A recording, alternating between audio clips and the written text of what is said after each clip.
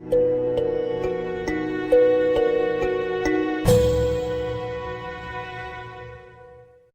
bom ver vocês, alguns de vocês de novo, alguns de vocês pela primeira vez desta semana, mas estamos felizes por ter esse privilégio de estudar a Palavra de Deus.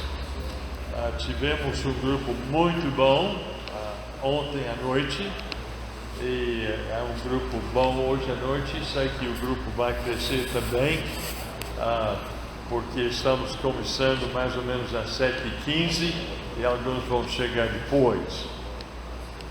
O nosso assunto que estamos falando essa semana é minha graça ou a sua graça me basta. Palavras, pelo menos a ideia do apóstolo Paulo. A sua graça, ele fala com Jesus, a sua graça me basta.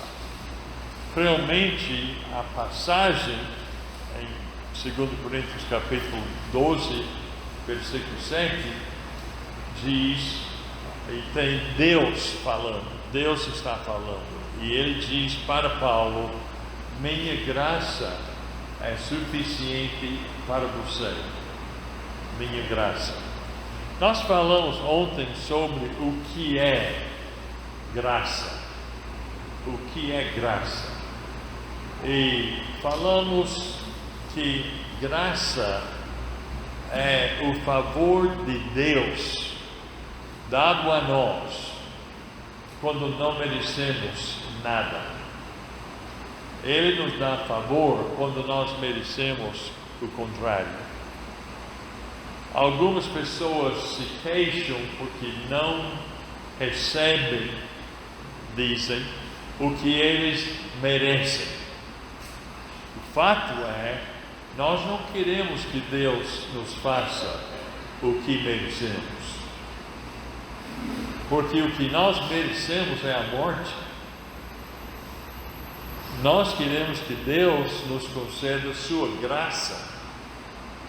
Queremos que Ele nos dê uma coisa que nós não merecemos de forma alguma. O perdão. E eu falei ontem à noite sobre aquele policial que me parou por alta velocidade. E quando ele descobriu que Jane e eu estávamos festejando 58 anos de casados, ele não me citou. Ele não me fez uma citação. Ele me deixou livre. Eu não tinha que pagar nada. O que é que eu mereci aquele dia? Eu mereci uma multa, e uma multa boa.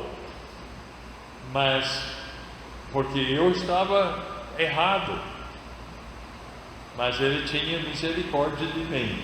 Ele me deu sua graça. E nós podemos citar outros exemplos. Eu citei o exemplo daquele professor que eu tinha, que me descobriu durante uma prova com o livro aberto. E ele pensou que eu estivesse colando. Eu nem sabia que o livro estava aberto. Está me entendendo? Eu estava fazendo a prova e aqui todas as respostas. E eu estava fazendo a prova. E o professor chegou e disse, o que é isso? Eu falei, senhor professor, eu não sabia que esse livro estava aí. Eu não sabia que esse livro estava aberto. E não sabia mesmo. Mas em vez de ele me condenar e me expulsar, me dar um 0, ele me aceitou a minha palavra.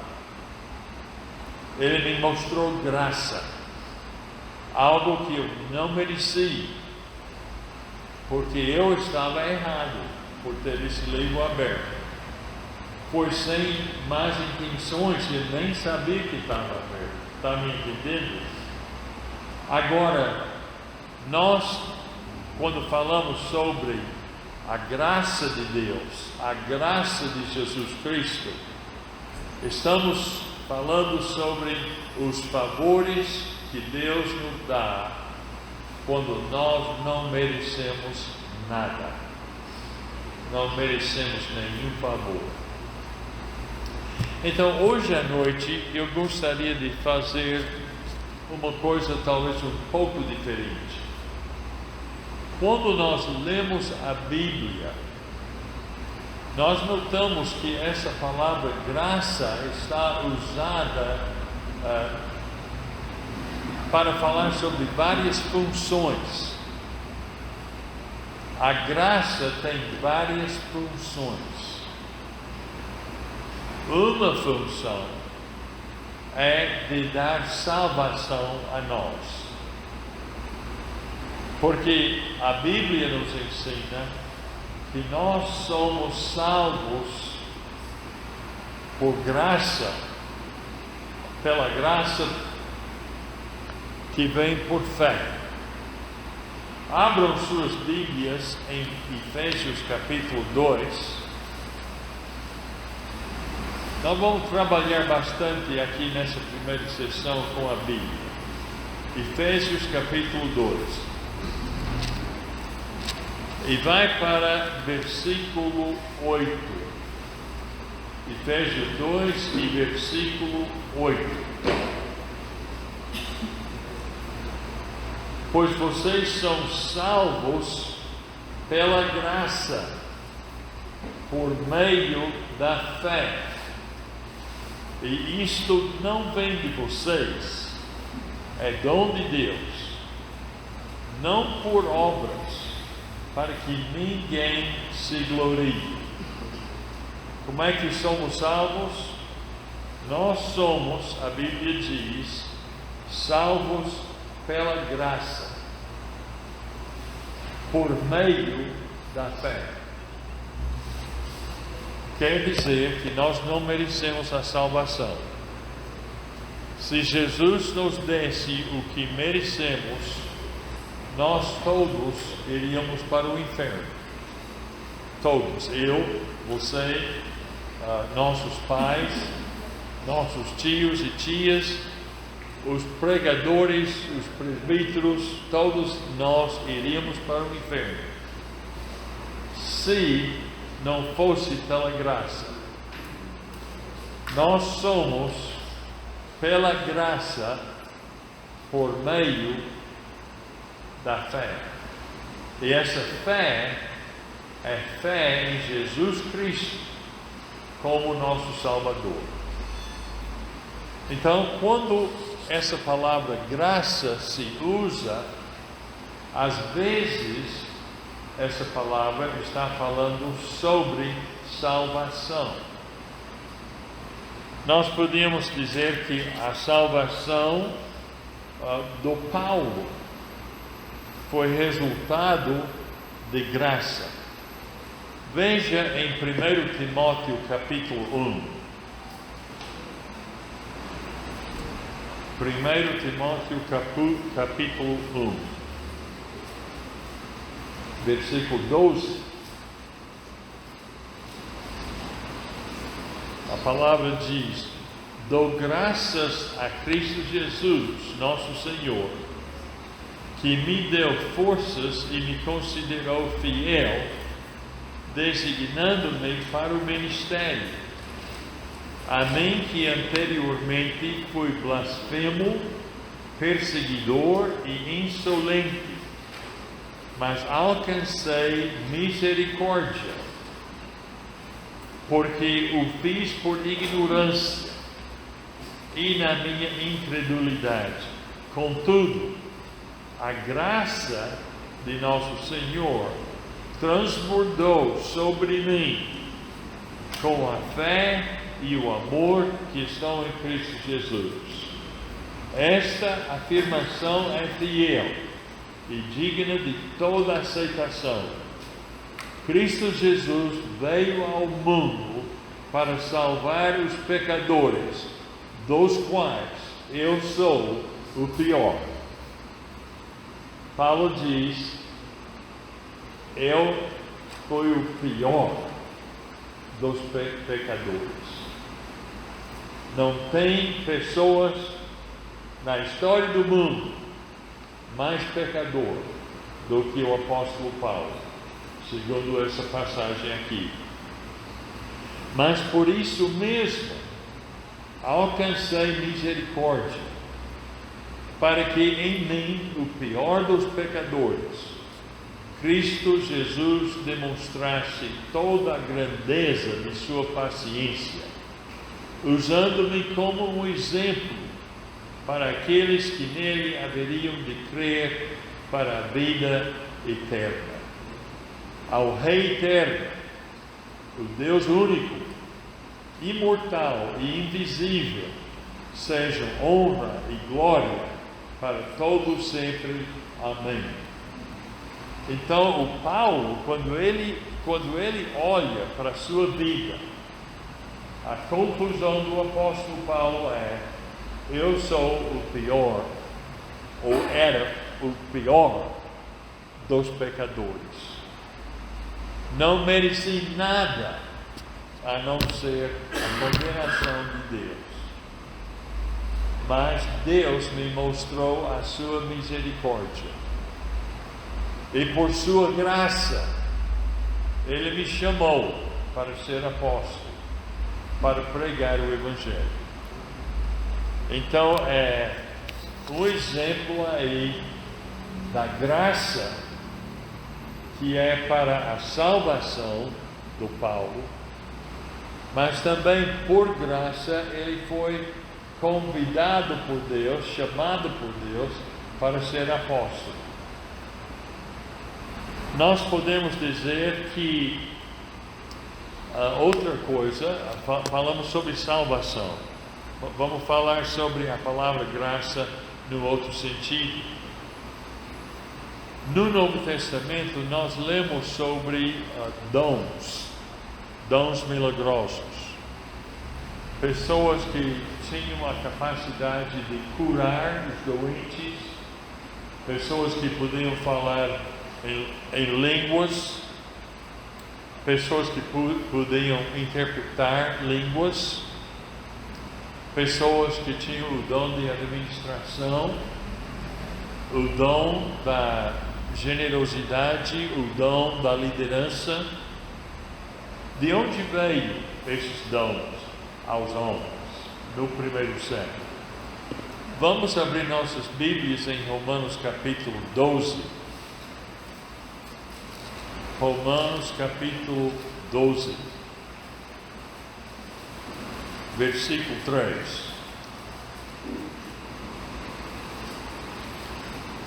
Por isso, pela graça que me foi dada, veja a palavra graça aí, pela graça que me foi dada, digo a todos vocês: ninguém tenha de si mesmo um conceito mais elevado do que deve ter, mas ao contrário, tenha um conceito equilibrado, de acordo com a medida da fé que Deus lhe concedeu. Assim como cada um de nós tem um corpo com muitos membros, e esses membros não exercem todos a mesma função, assim também em Cristo, nós que somos muitos, formamos um corpo, e cada um membro está ligado a todos os outros. Temos diferentes dons, de acordo com a graça que nos foi dada. Na igreja primitiva, tinha pessoas com dons especiais, e esses dons foram dados por Deus por sua graça. Quer dizer que a pessoa não ficou na frente e anunciou: agora eu vou ter o dom de línguas, eu vou ter o dom de profecias. Mas pela graça de Deus, pela generosidade de Deus, pelo favor de Deus. Alguns receberam certos dons. Podíamos falar sobre dons e podíamos passar a noite falando sobre dons. Eu acho que às vezes no Novo Testamento esses dons não são milagrosos. E eu creio que na igreja de hoje nós não temos dons milagrosos, porque esses dons milagrosos já serviram a sua função. Mas eu acho que nós temos, vamos dizer, dádivas de Deus, bênçãos especiais de Deus, para fazer os vários trabalhos dentro da igreja. Eu creio que Deus me deu o dom de pregar, por sua graça, por sua graça. De vez em quando uma pessoa chega para mim depois de uma aula ou de um sermão e me elogia. Agora, minha voz pode irritar você, mas em inglês minha voz conforta muita gente, não sei como. Não sei como. Minha voz não é nada que eu fiz. Deus me deu uma voz. A voz que tenho é de Deus. Agora, eu quero usar essa voz para ensinar a palavra de Deus. E quando uma pessoa me elogia por uma coisa que eu não tenho nada a ver com o que eu tenho, está me entendendo? Eu não tenho nada a ver. Deixe-me dar um exemplo. Quando um atleta é muito bom, mas craque, super craque, como Messi hoje em dia, ou Neymar, ou na minha época o Pelé, um super craque. Às vezes os técnicos dizem: esse homem é bom. Nenhum técnico pode ensinar o que ele é capaz de fazer. Então, se nenhum técnico pode ensinar esse atleta a fazer o que ele faz, quem é que deu esse dom? De onde vem esse dom? Eu creio que é dado por Deus. Eu creio que é dado por Deus. Vamos falar sobre cantores. Muita gente quer cantar. Eu gosto de cantar. Jane gosta de cantar. Eu imagino que a maioria de vocês gostam de cantar. Mas que eu saiba, nenhum de nós está gravando discos para vender. Tem alguém aqui gravando discos para vender? Mas gostamos de cantar, não é? Mas de vez em quando surge um cantor e a voz dele é diferente. A maneira de ele cantar é diferente. Quem deu essa voz a ele? De onde veio essa voz? Diga. De Deus. De Deus. Por isso eu me entristeço quando eu vejo uma pessoa com uma voz tão boa, tão perfeita, cantando palavras, cantando músicas de palavras pesadas e feias e imorais. E eu fico pensando, como é que você pode pegar esse dom de Deus e usar esse dom para fazer uma coisa tão ruim? Está me entendendo? Agora, eu quero dizer para vocês, veja a sua vida, veja a coisa que você faz melhor do que qualquer outra pessoa que você conhece. E pergunte, de onde é que eu ganhei esse talento? Está me entendendo? Se eu conhecesse vocês melhor, eu poderia talvez ir de pessoa em pessoa e dizer, olha, você é o melhor nesse ponto de qualquer pessoa que eu sei, que eu conheço. Mas não para se gabar, mas pense na sua pessoa, aquilo que você faz bem, melhor do que suas irmãs, melhor do que sua mãe, melhor do que sua vizinha, e pergunte, de onde vem esse talento? Eu creio que vem de Deus. Eu creio que vem de Deus. E Deus quer que nós usemos esse talento que vem pela graça dele. Ele quer que nós usemos este talento para glorificar o nome dele. Está me entendendo aqui? Agora, se não me entende, levante a mão e me diga, porque eu posso repetir melhor talvez. Mas eu quero que todo mundo entenda isso.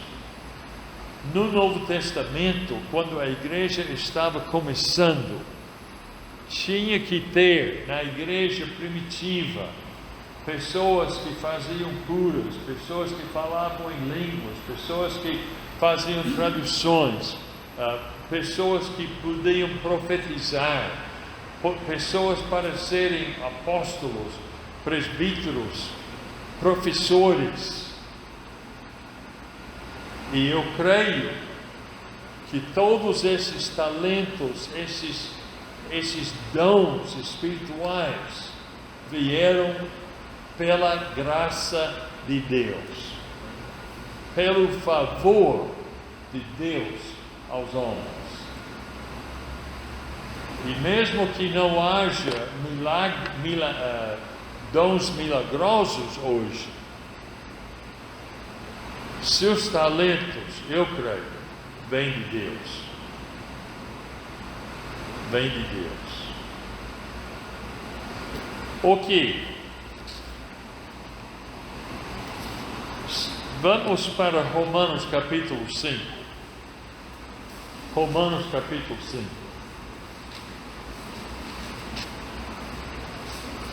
E vamos ver versículos 1 e 2.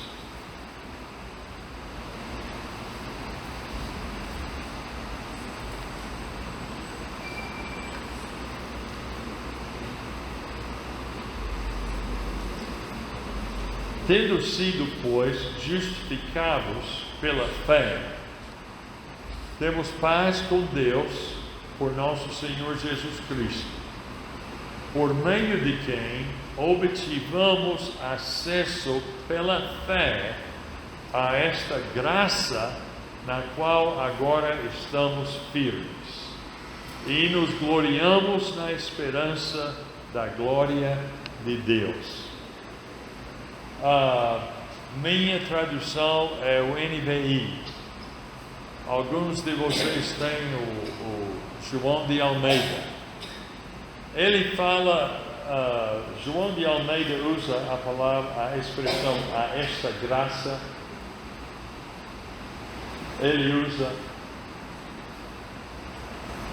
Jenny, você tem, seria versículo onde diz, por meio de quem obtivemos acesso pela fé a esta graça. A esta graça. Tem isso? Ok. A esta graça. Creio que essa expressão, a esta graça, nós temos acesso, a Bíblia diz, pela fé. pela fé, temos acesso a esta graça. Eu entendo aqui que Paulo está falando sobre um estado da graça. Que quando nós estamos em Cristo, quando estamos na sua igreja, quando nós fomos batizados em nome do Pai, do Filho e do Espírito Santo, quando nós fomos acrescentados à igreja de nosso Senhor, nós estamos num estado de graça, praticamente um lugar. E ele fala aqui uma coisa que eu acho muito bonito: por meio de quem obtivemos acesso pela fé a esta graça na qual agora estamos firmes e nos gloriamos na esperança da glória de Deus. Nós que já fomos salvos pelo sangue de Jesus, estamos nesta graça, neste estado, no estado da graça. Outro uso dessa expressão, graça: nós estamos no favor de Deus. Está me entendendo? Estamos no favor de Deus, praticamente como fosse um lugar, não é? Nós estamos dentro do favor de Deus. Como é bom estar dentro do favor de Deus. Eu não quero ser inimigo de Deus. Quem sou eu para ser inimigo de Deus? Quem sou eu para dizer, como é que o Senhor fez isso? Como é que eu vou falar uma coisa assim? Ele que criou o mundo, o universo, que criou o meu corpo e seu corpo, que criou a terra e tudo que está na terra, ele que fez tudo isso. Eu quero estar no favor de Deus. Eu quero o favor dele. Quero estar naquele estado de favor.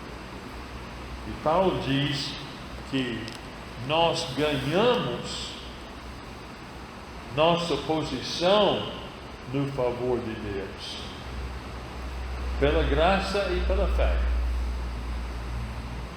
Muito bem, agora vamos falar sobre outros usos dessa palavra graça. Vamos para primeiro, 2 Coríntios, melhor. 2 Coríntios, capítulo 3.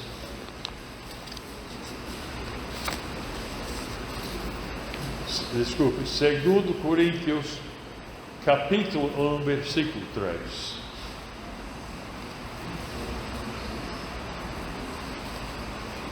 Segundo Coríntios,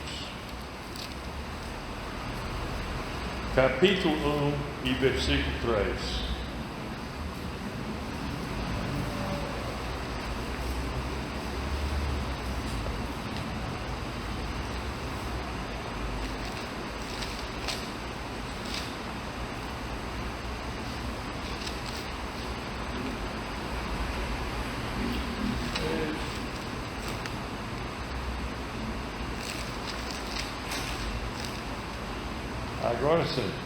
Agora sim.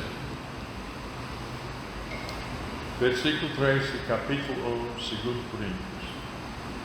Bendito seja o Deus e Pai de nosso Senhor Jesus Cristo, Pai das misericórdias e Deus de toda consolação, que nos consola em todas as nossas tribulações, para que com a consolação que recebemos de Deus, possamos consolar os que estão passando por tribulações. Pois assim como os sofrimentos de Cristo transbordam sobre nós, também por meio de Cristo transborda a nossa consolação. Se somos atribulados, é para consolação e salvação de vocês. Se somos consolados, é para consolação de vocês, a qual lhes dá paciência para suportarem os mesmos sofrimentos que nós estamos padecendo. E a nossa experiência em relação a vocês está firme, porque sabemos que da mesma forma como vocês participam dos nossos sofrimentos, participam também da nossa consolação. Irmãos, não queremos que vocês desconheçam as tribulações que sofremos na província da Ásia, as quais foram muito além da nossa capacidade de suportar, ao ponto de perdermos a esperança da própria vida. De fato, já tínhamos sobre nós a sentença de morte, para que não confiássemos em nós mesmos, mas em Deus que ressuscita os mortos. Ele nos livrou e continuará nos livrando de tal perigo de morte. Nele temos colocado a nossa esperança de que continuará a livrar-nos enquanto vocês nos ajudam com as suas orações. Assim, muitos darão graças por nossa causa, pelo favor a-nos concedido em resposta às orações de muitos. Muitas vezes, quando uma pessoa morre, talvez o pai de um amigo meu, muitas vezes, se eu escrevo para o meu amigo, eu simplesmente copio algumas coisas que estão aqui em 2 Coríntios capítulo 1, onde ele diz: bendito seja o Deus e Pai de nosso Senhor Jesus Cristo, Pai das misericórdias. Eu acho que isso é a mesma coisa de graça. Pai das misericórdias, que nos consola em todas as nossas tribulações, para que com a consolação que recebemos de Deus, possamos consolar os que estão passando por tribulações. Deus nos consola quando perdemos um ente querido, por exemplo, pai, mãe, irmão, esposa, marido, ou no meu caso, há uns anos atrás, quando eu perdi meu emprego. O emprego que eu tinha numa universidade durante 20 anos, quase 20 anos, eu perdi esse emprego. E foi um golpe mesmo. E eu sofri com a perda daquele emprego. Sofri. Principalmente sofri de emoções, porque não perdi nenhuma refeição por causa disso. Não perdi nenhum salário, porque logo eu estava empregado, fazendo outra coisa. Mas foi um golpe perder aquele emprego. Está me entendendo? Deus me consolou a minha mulher. Por que Ele fez isso? Foi um favor dEle, foi a graça de Deus que nos consolou. Mas Ele me consolou para quê?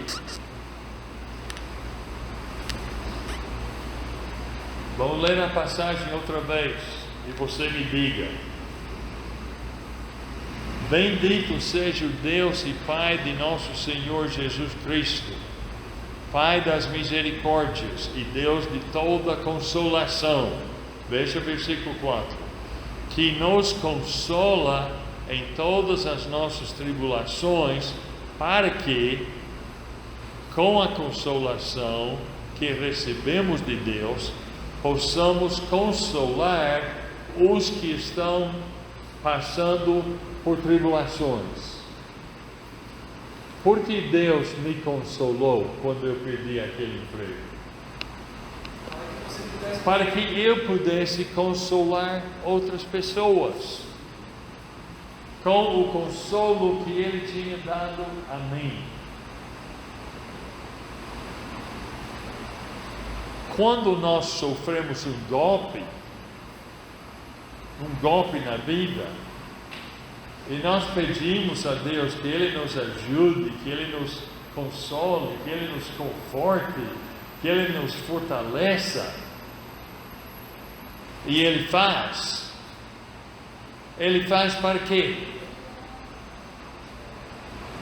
Para eu me regozijar e dizer, agora eu sou consolado, estou bem.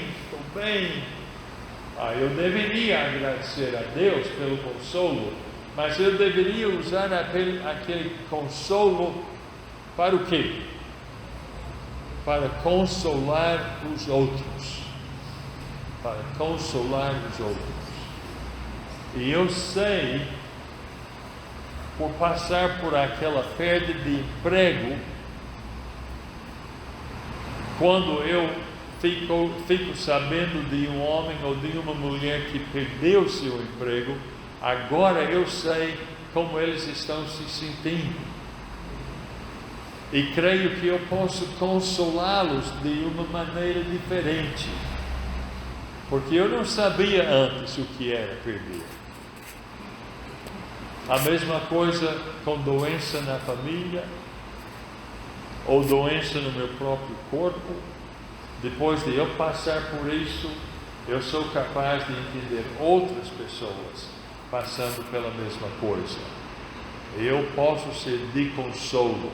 É uma forma da graça de Deus. Deus me dá a sua graça na forma de consolação, e eu posso usar aquela graça de Deus para consolar aos outros. Entendeu bem o que eu falei aí? Muito bem. Então vamos falar mais.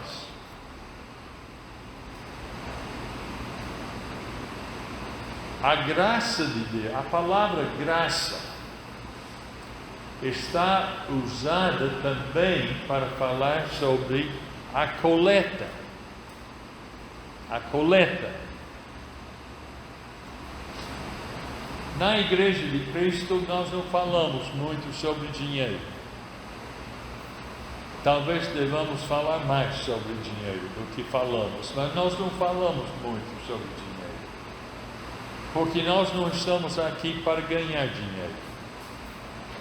Segundo eu entendo, ninguém aqui está ganhando dinheiro. Eu não estou ganhando nenhum centavo por estar aqui. Está me entendendo? Não quero ganhar por estar aqui. Não estou aqui com essa intenção. Eu considero realmente uma bênção poder estar aqui com vocês. Poder ensinar a palavra de Deus. É uma bênção. Não estou aqui para ganhar dinheiro. Nenhum obreiro aqui nessa escola da Bíblia está aqui para lucrar. Então nós não falamos muito na igreja sobre coleta. Mas de vez em quando nós fazemos uma coleta. Nós fazemos uma coleta todo domingo no culto. No primeiro século houve muita pobreza em Jerusalém entre os judeus, e o Paulo, que estava longe de Jerusalém, fez uma coleta para ajudar aqueles pobres lá em Jerusalém. Está me entendendo? Agora ele fala sobre aquela coleta em 2 Coríntios capítulo 8. Eu gostaria que nós lêssemos aí uma parte de capítulo 8. Paulo diz: agora, irmãos, queremos que vocês tomem conhecimento da graça de Deus, da graça que Deus concedeu às igrejas da Macedônia. Agora, se tivéssemos um mapa, aqui seria a Itália, aqui seria a Grécia, e aqui ao norte seria a Macedônia. As igrejas da Macedônia eram muito pobres. E provavelmente a igreja de Corinto não foi, porque estava num centro de comércio, de educação, de esporte, uma cidade bastante rica. E Paulo estava entre todas aquelas igrejas, recebendo uma coleta que ele ia levar para os pobres lá em Jerusalém. E agora ele está querendo inspirar a igreja em Corinto a imitar o exemplo das igrejas pobres de Macedônia. Vamos ler a história. Agora, irmãos, queremos que vocês tomem conhecimento da graça que Deus concedeu às igrejas da Macedônia. Uma graça. Eu falei sobre talento, aquele talento de cantar, o talento talvez de ensinar, o talento de cozinhar, o talento de construir, não é? Uma graça dada por Deus. Mas agora Paulo vai falar, usando essa palavra graça, para falar sobre a coleta. E ele diz que Deus concedeu uma graça às igrejas pobres de Macedônia. Versículo 2. No meio da mais severa tribulação, a grande alegria e a extrema pobreza deles transbordaram em rica generosidade. Como é possível? Como é possível que igrejas na severa pobreza, como é que uma igreja assim possa ser generosa? Veja como Paulo pensou sobre essas igrejas. Versículo 3. Pois dou testemunho de que eles deram tudo quanto podiam, e até além do que podiam. Por iniciativa própria, eles nos suplicaram insistentemente o privilégio de participar da assistência aos santos. Igrejas paupérrimas, sem nada praticamente, deram tudo o que podiam e mais do que podiam. E Paulo nem queria que essas igrejas pobres dessem nada. E o que essas igrejas fizeram? Insistiram com Paulo: não, nós queremos dar.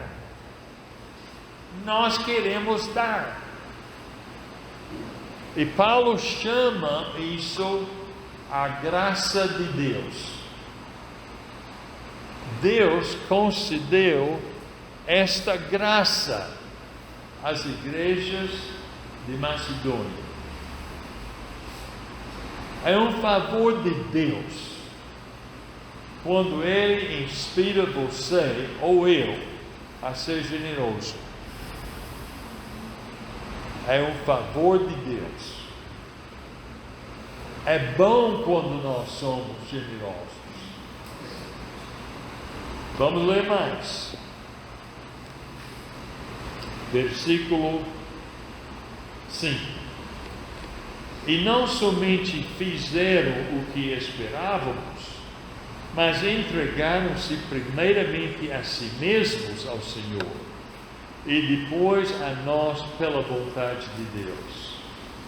Assim recomendamos a Tito, que assim como ele já havia começado, também completasse esse ato de graça. Veja bem, este ato de graça da parte de vocês. Todavia, assim como vocês se destacam em tudo na fé, na palavra, no conhecimento, na dedicação completa e no amor que vocês têm por nós, destaquem-se também neste privilégio de contribuir. Não lhes estou dando uma ordem, mas quero verificar a sinceridade do amor de vocês, comparando-o com a dedicação dos outros. Pois vocês conhecem a graça de nosso Senhor Jesus Cristo, que sendo rico, se fez pobre por amor de vocês, para que por meio de sua pobreza vocês se tornassem ricos.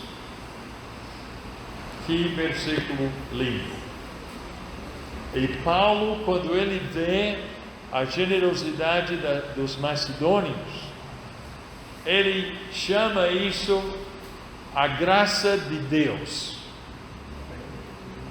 Quando vocês são generosos, é um ato da graça de Deus em sua vida. Agora, há uma passagem que eu gostaria que vocês lessem comigo, em 1 Coríntios capítulo 29.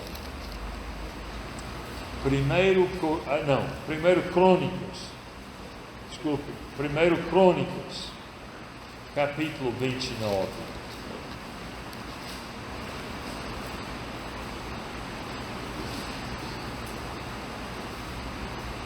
Primeiro Coríntios, capítulo 29. O que é que eu falei? Crônicas. 1 Crônicas, 29. Obrigado. No Velho Testamento.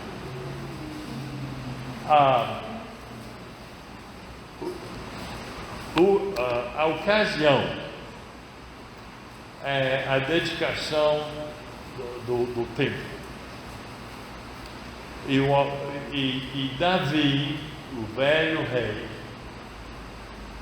está falando sobre o seu filho que agora está assumindo.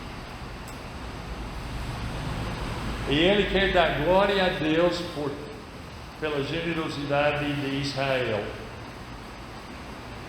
E ele explica como nós somos generosos, como podemos ser generosos. Veja o que ele fala em versículo 14.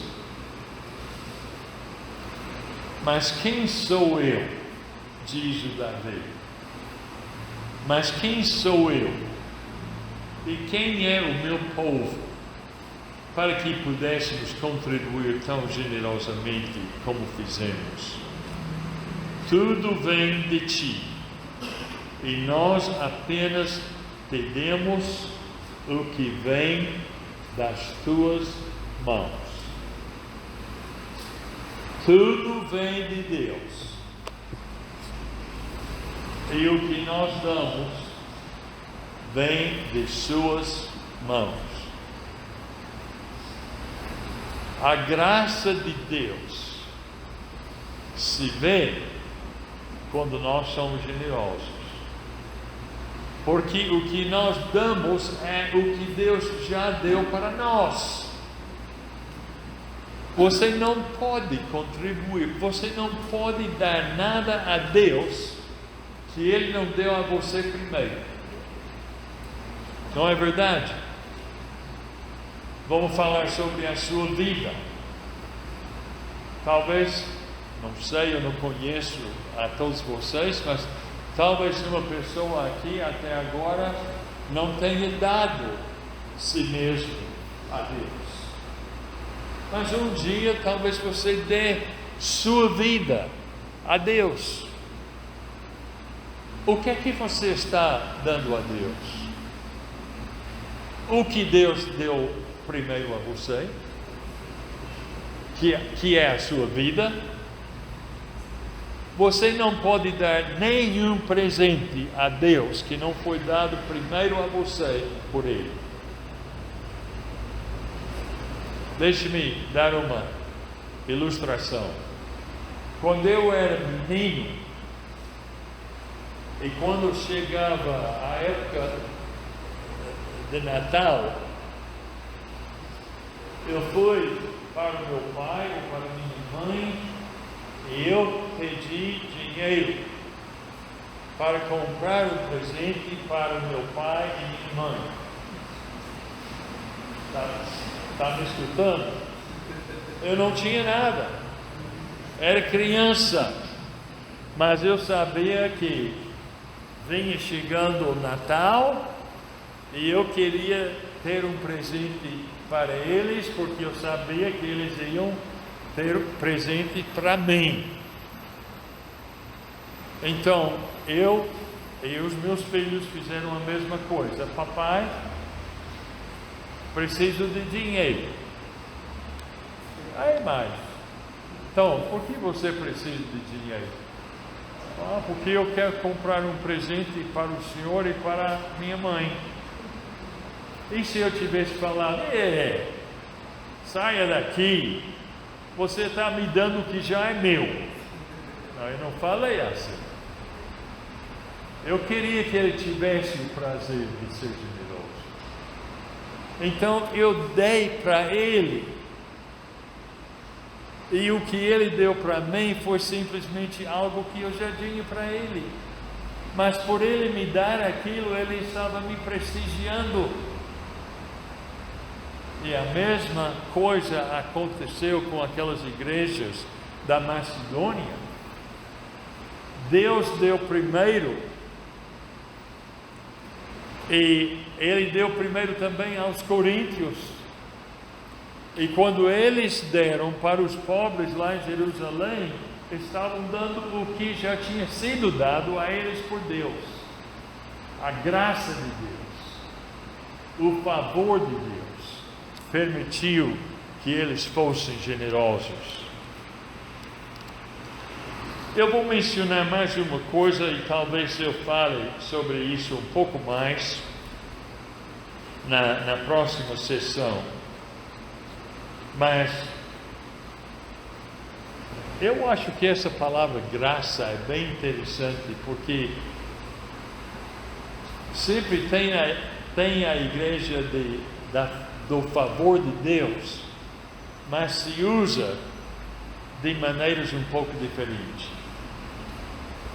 E há uns anos atrás eu estava dando uma aula no CRE, no acampamento Monte das Oliveiras, e eu estava ensinando o livro de Tito, no Novo Testamento. Tito só tem 3 capítulos,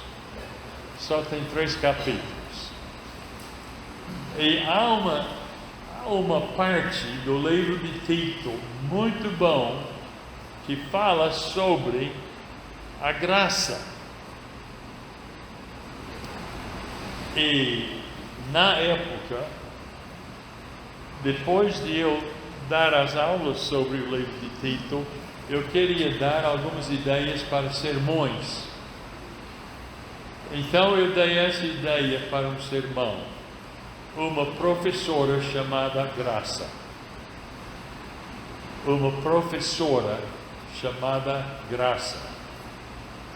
Eu vou lhe mostrar porque eu dei aquele título.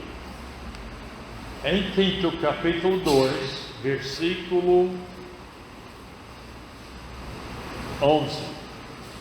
versículo 11. Paulo diz: porque a graça de Deus se manifestou salvadora a todos os homens. Ela nos ensina. Ela nos ensina. O que é que ensina? O que é que ensina? A graça de Deus ensina. Então eu a chamei de professora. Uma professora chamada Graça. A graça ensina. Nós aprendemos da graça. Nossa vida é pela graça de Deus. Os favores que Deus nos dá nos ensinam.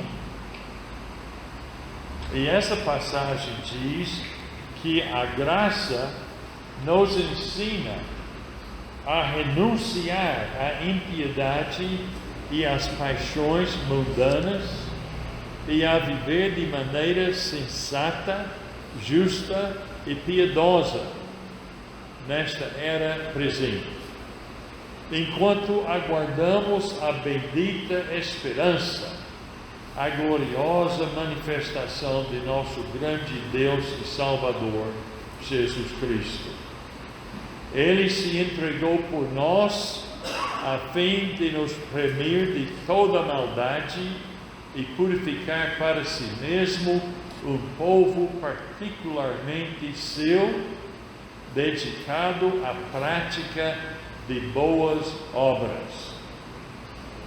É isso que você deve ensinar, exortando-os e repreendendo-os com toda a autoridade.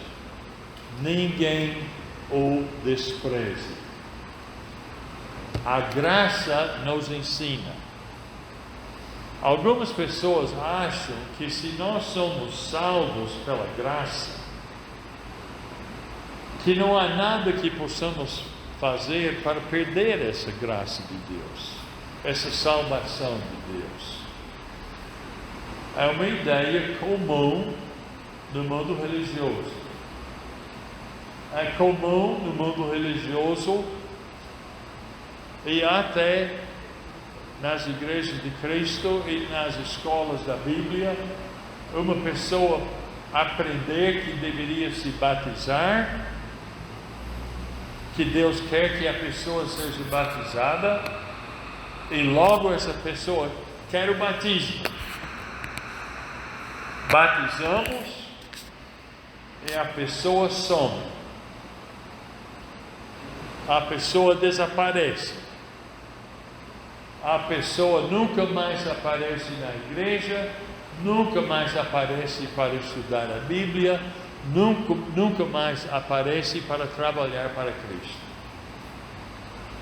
E se você pergunta a essa pessoa, por que fez isso? Estou salvo. Estou salvo pela graça de Deus. Fui batizado pela graça de Deus, Ele me salvou, agora nada pode me destruir a minha fé, a minha salvação. A Bíblia ensina o contrário. A graça nos ensina como nós deveríamos viver. O batismo é apenas o começo da vida cristã. Eu fui batizado com 16 anos de idade. Agora tenho 84 anos de idade. Eu ainda estou tentando crescer em Cristo. Está me entendendo? Eu não cheguei aí ainda. E você, se é cristão, também não chegou onde você precisa ser. Você está bem até agora, mas você pode perder a sua salvação. Você pode rejeitar a graça de Deus. O que Deus quer é que nós creiamos em Jesus e ser batizados e começar a crescer. E a graça de Deus nos ensina como nós deveríamos viver.